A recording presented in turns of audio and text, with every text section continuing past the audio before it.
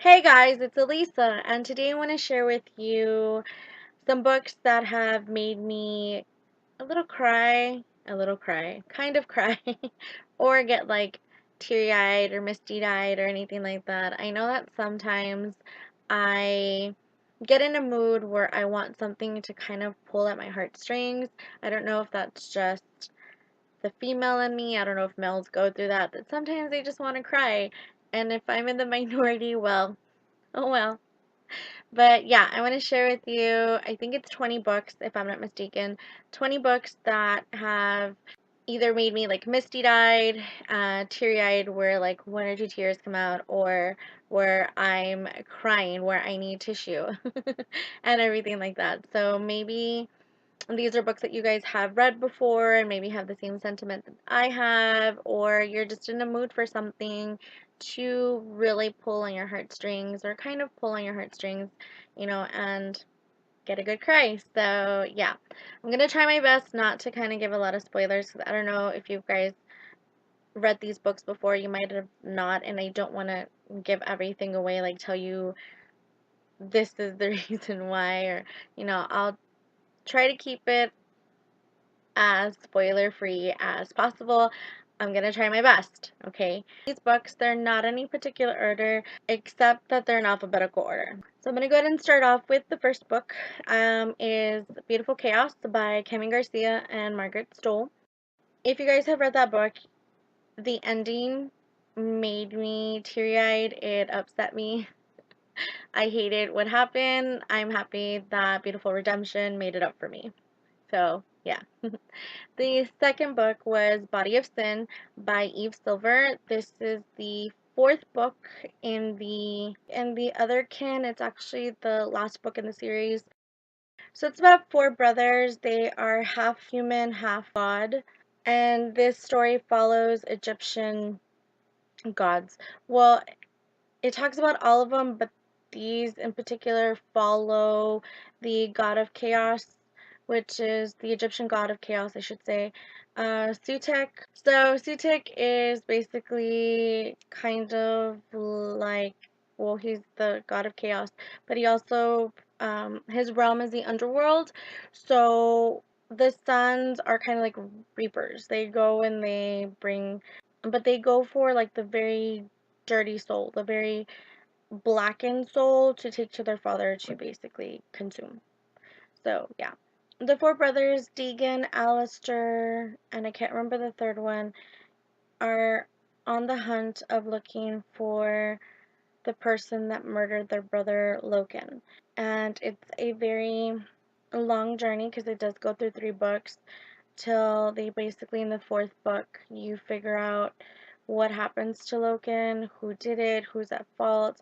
And along the way within the 3 books, you find that the 3 older brothers really didn't know their little brother. Like, they didn't know that he was hiding like this really big secret. Yeah, like they kind of learned those things on the hunt of trying to find this killer.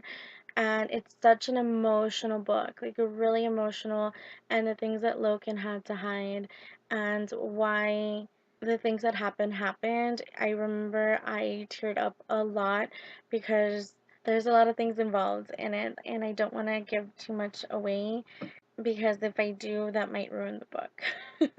But if you guys want, like, if you guys have ever read anything by like Gena Showalter or Graceling Cole, which is like the Lords of the Underworld or the Immortals After Dark, you would love The Other Kin. The next book that I want to tell you about that made me teary-eyed or cry is Bound to Shadows by Keri Arthur. This is the 8th book in the Riley Jensen series. There's 9 books in the series altogether. Keri Arthur makes an awesome world of supernatural. So there's vampires, there's werewolves, there's shapeshifters. I know there's like a horse shifter and other supernatural creatures.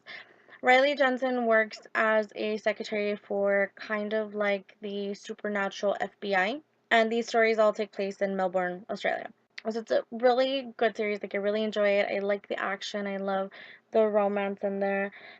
And in book 8, there is Riley, and then there is, I don't know if this will give anything away.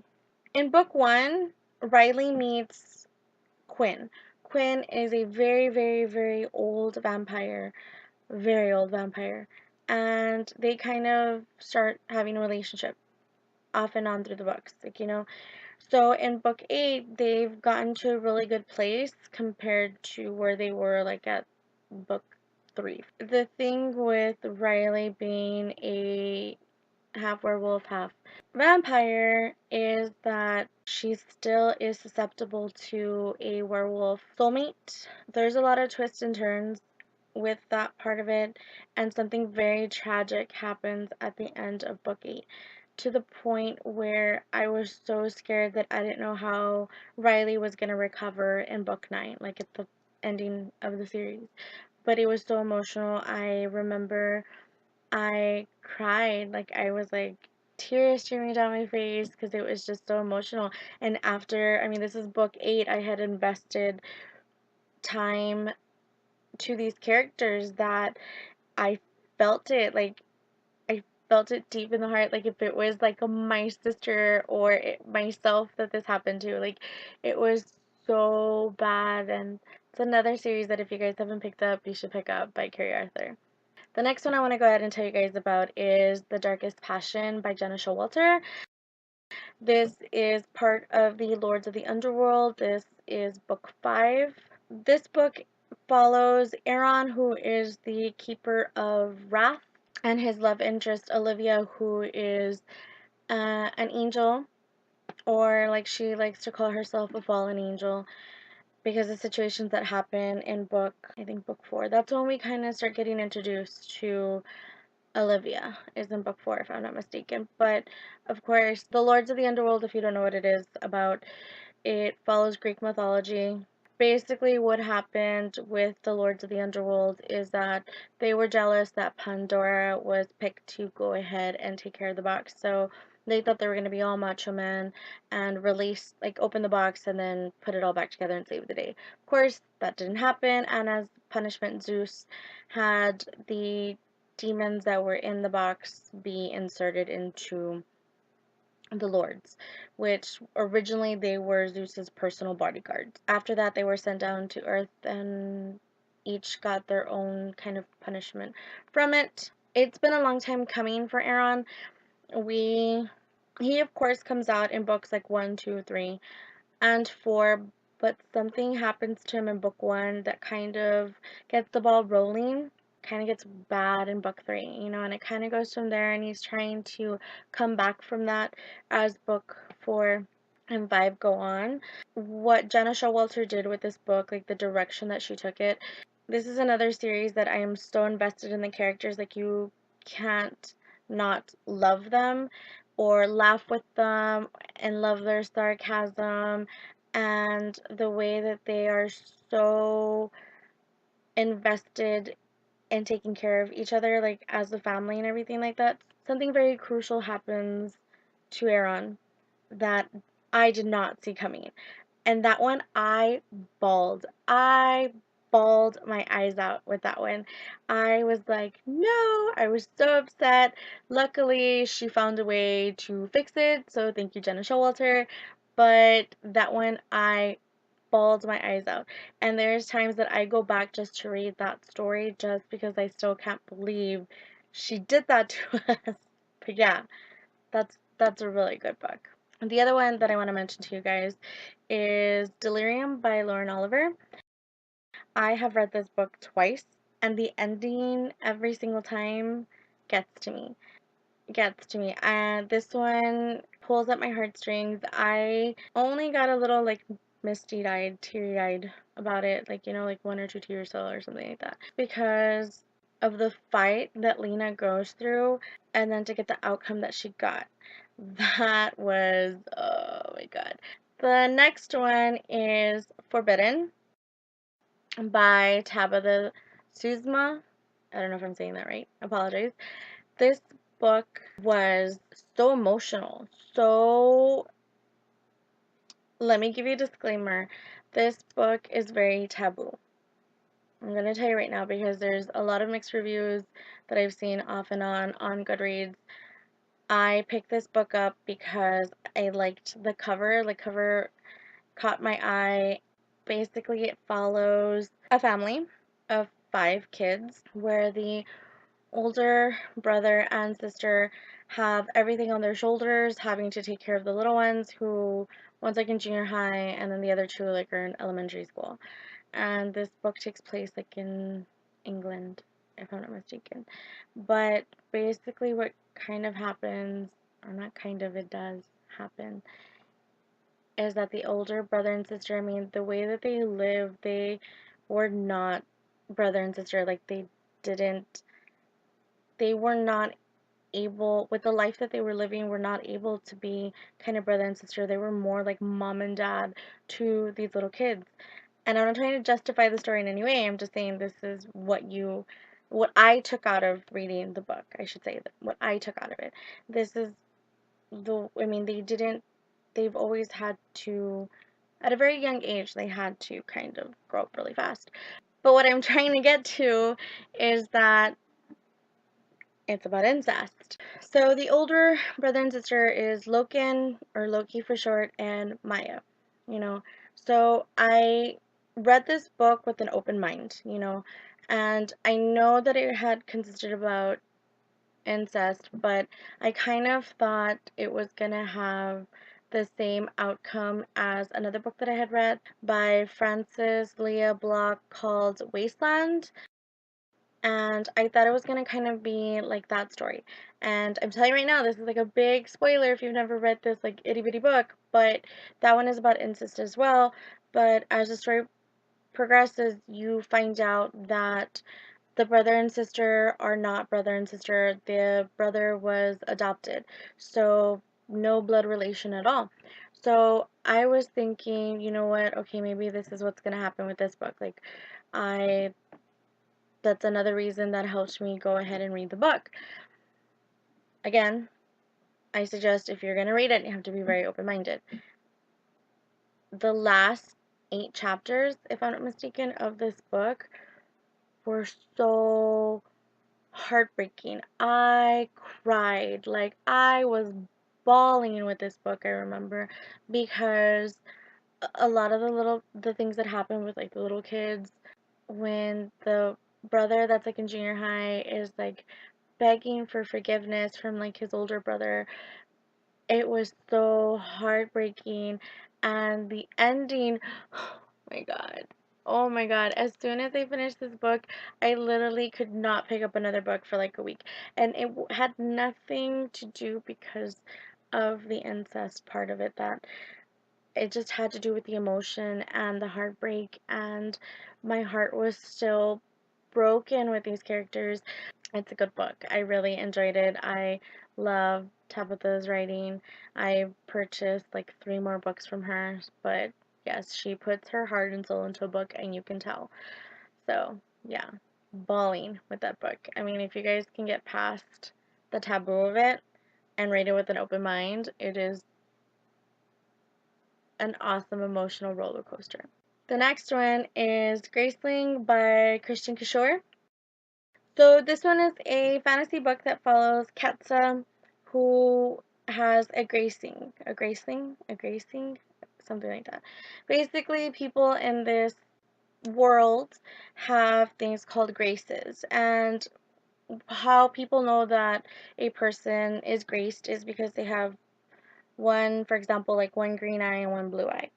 And there's different graces, from being like a great swimmer, a great cook, like exceptional cook, to being an awesome assassin, which Katza is. And the story kind of progresses from there. Like, she's basically her uncle's personal assassin. She really doesn't like her position, but she has nowhere else to go. Like, her uncle took her in, so she kind of has to do what he says. You get to meet all these characters. It's a great world. She gets to meet another person who's graced. His name is Poe, who is graced with fighting abilities, if I'm not mistaken. I mean, it's been years since I read the book.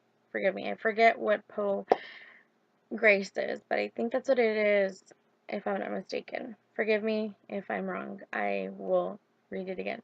There's things that happen along the way. I kind of picked it up, but I was like, no, that didn't happen. No, like, no, like, no, she, no, Kristin Cashore would not do that.